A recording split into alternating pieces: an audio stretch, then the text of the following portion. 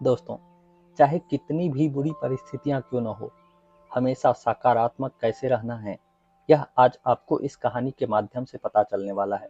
तो चलिए कहानी की शुरुआत करते हैं। दोस्तों, जब हम अपने जीवन में किसी बड़े लक्ष्य को हासिल करते हैं तो हमें बहुत खुशी होती है। कभी कभी तो यह खुशी इतनी ज्यादा बढ़ जाती है कि हमारे भीतर अहंकार का भी जन्म होने लगता है।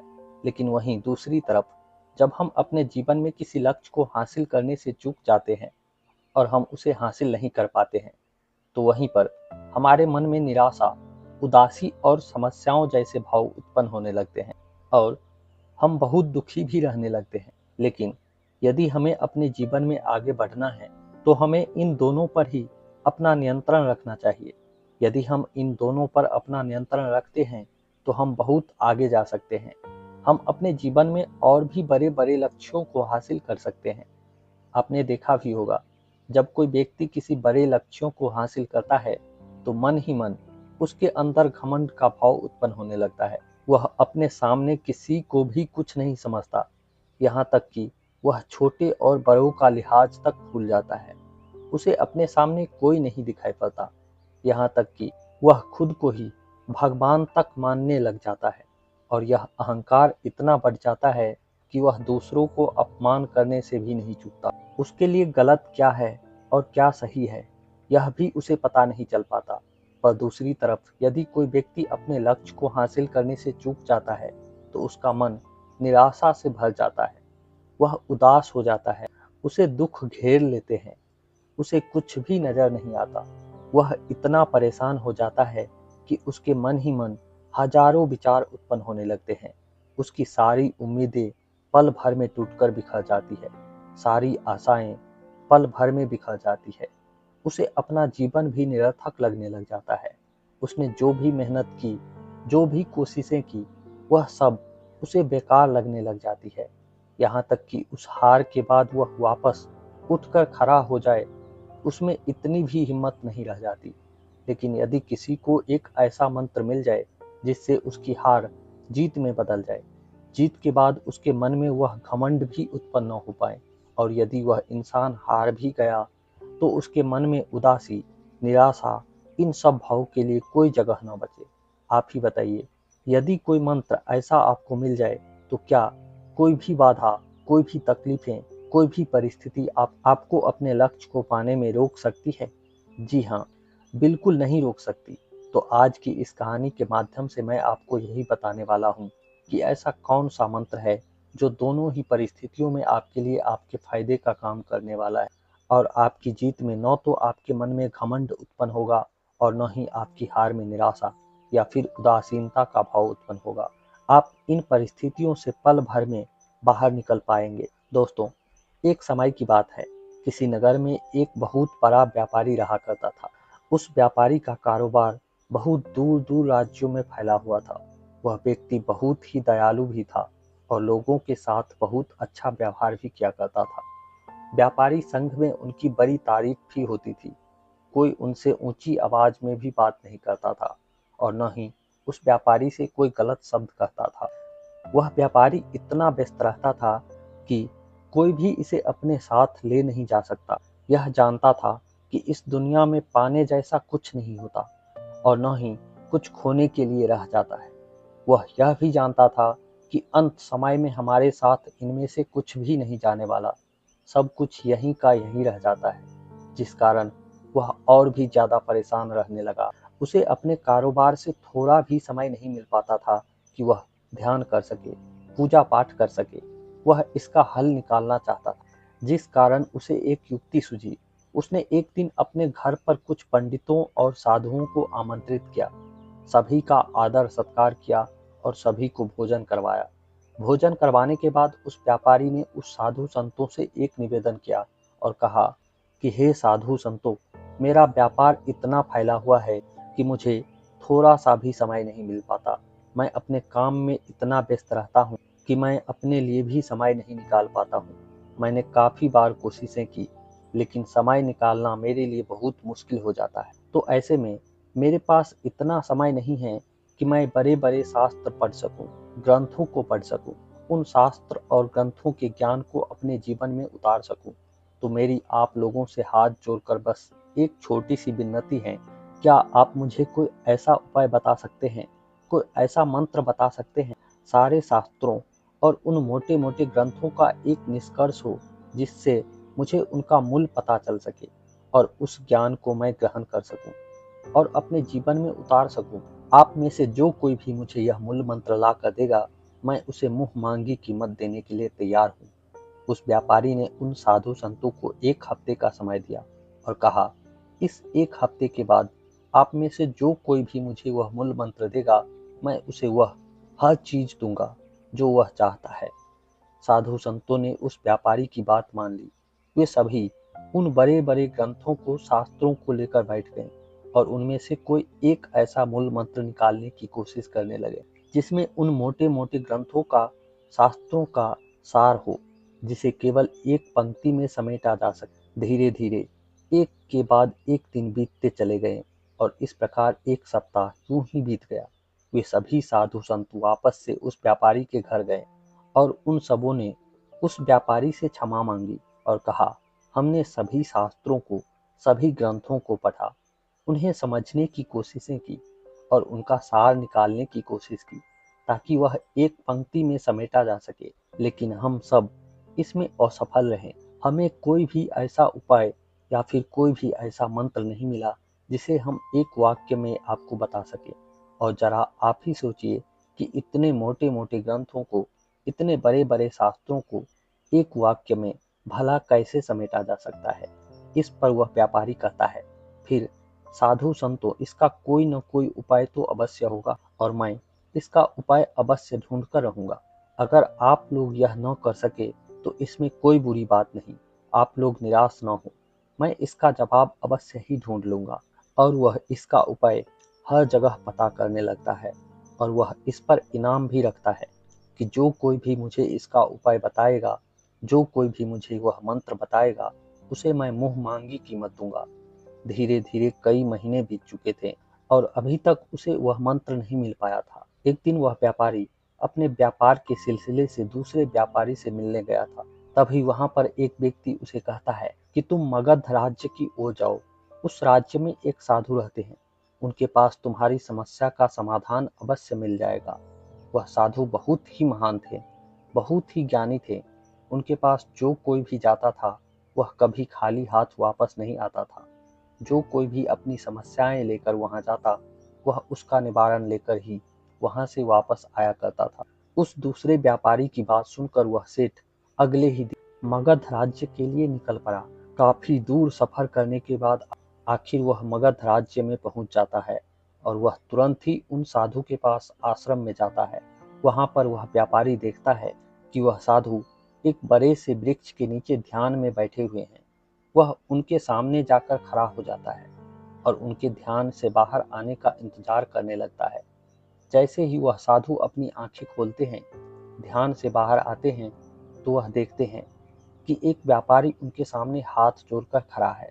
वह साधु व्यापारी से पूछते हैं कि बताओ, तुम्हें क्या समस्या है। इस पर व्यापारी अपनी सारी समस्याएं उन्हें सुना देता है। तभी वह साधु कहते हैं कि व्यापारी, तुम्हारी सोच बहुत अच्छी है, लेकिन आज तक मैंने इसके बारे में कभी नहीं सोचा और न ही ऐसा कोई मंत्र है जिसके अंदर सारे ग्रंथों का सार, शास्त्रों का सार हो। तभी वह सेठ उन साधु के चरणों में गिर जाता है और उनसे विनती करने लगता है कि हे गुरुवर, इसका कुछ न कुछ तो उपाय अवश्य होगा। मैंने आपके बारे में बहुत प्रशंसा सुनी है। लोग आपकी बहुत प्रशंसा करते हैं कि जो कोई भी यहाँ पर अपनी समस्या लेकर आता है, वह यहाँ से उसका निवारण लेकर ही जाता है।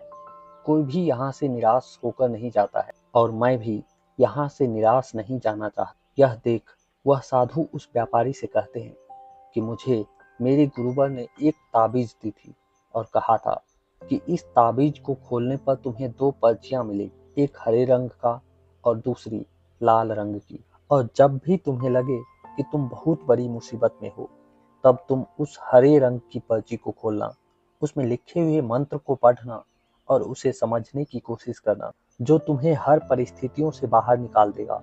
और जब तुम्हें ऐसा लगने लगे कि अब मैंने बहुत धन कमा लिया है, मेरे पास वह सारी सुख सुविधाएं हैं, अब मुझे और धन कमाने की कोई जरूरत नहीं है, मैंने सब कुछ हासिल कर लिया है। जब तुम्हें लगने लगे कि अब मुझे जीवन में कुछ भी और नहीं पाना है, तब तुम इस लाल रंग की पर्ची को खोलना।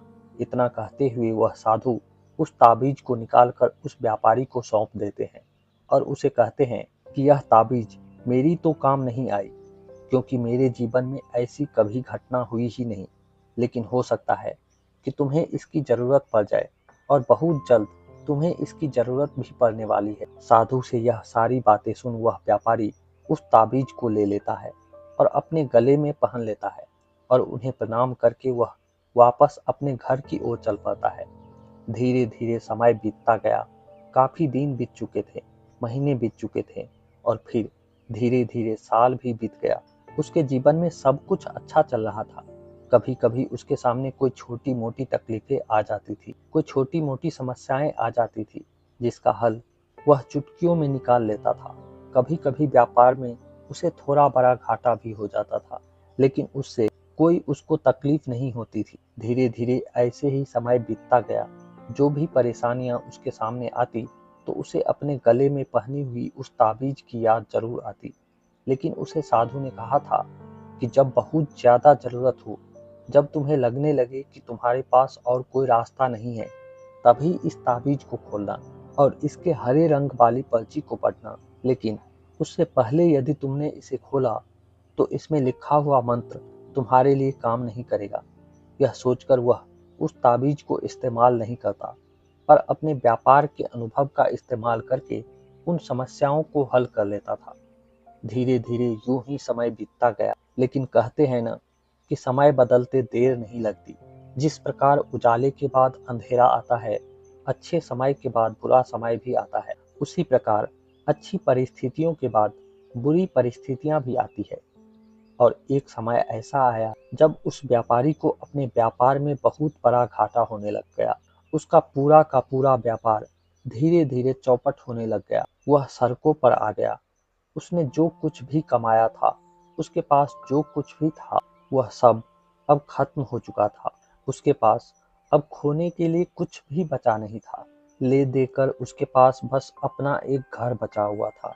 जैसे ही वह अपने घर की ओर जा रहा था, तभी उसने देखा कि उसके घर में आग लग चुकी है।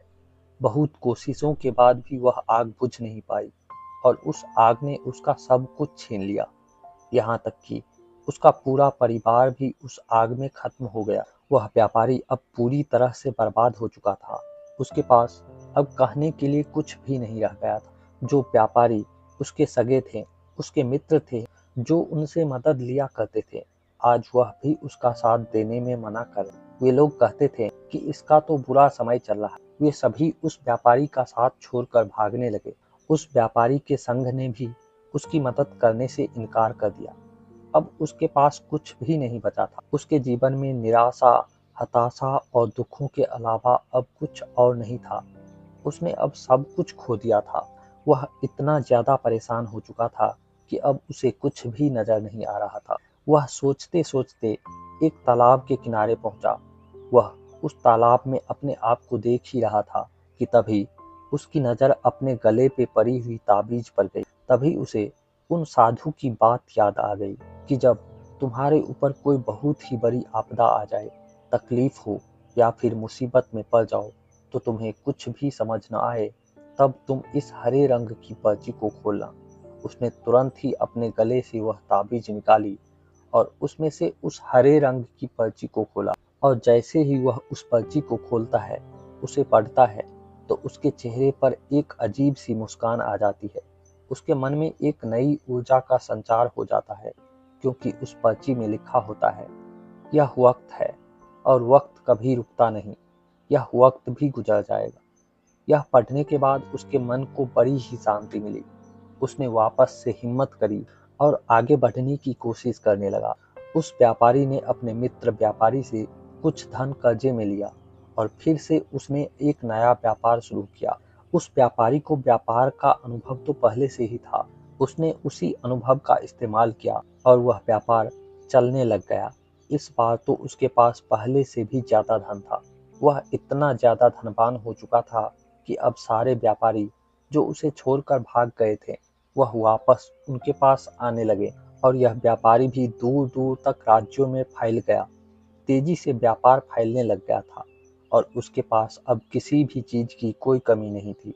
वह व्यापारी और भी ज्यादा धनवान होने के बाद उसने दूसरा विवाह भी कर लिया और उसके 2 बच्चे भी हो गए। धीरे धीरे व्यापार बढ़ता ही गया, समय बीतता गया, धीरे धीरे महीने, फिर उसके बाद साल।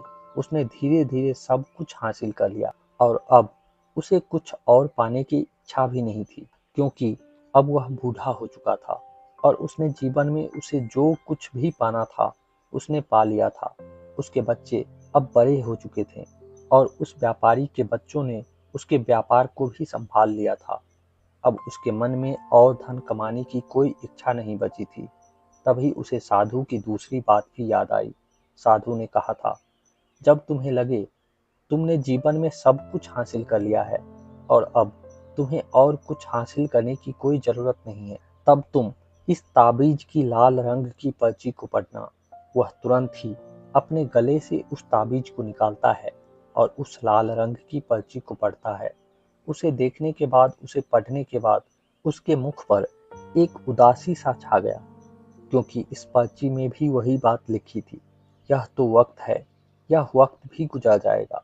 कुछ देर उदास रहने के बाद वह व्यक्ति जोर जोर से हंसने लगा और सोचने लगा कि दोनों ही पर्चियां में केवल एक ही बात लिखी थी, जिसमें पूरे जीवन का सार भी लिखा हुआ है।